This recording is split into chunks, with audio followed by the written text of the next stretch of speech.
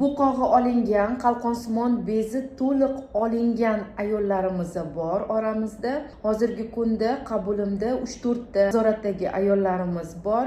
Buqog'i to'liq operatsiya qilib olingan. Ikkita ayolimiz bepishlik tashxisi bilan kelishdi, davo muolajalar olib homilador bo'lishdi va hozirgi kunda ular nazoratimizda.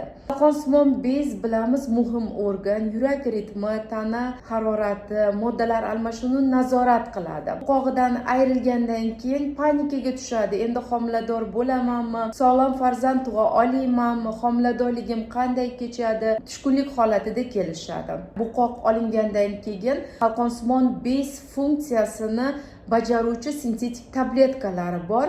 Uni doimiy ravishda qabul qilib borasiz. Homiladorlik davrida ginekolog hamda endokrinolog birgalikda ishlaymiz. Endokrinolog shifokorining asosiy vazifasi o'rnini bosuvchi sintetik tabletkani to'g'ri korreksiya qilib berish. Qonda qalqonsimon bez gormonlar titrini muvozanatda ushlab turishdan iborat. Ginekolog shifokorlari vitaminlarni maksimal darajada ozgina cheklaymiz.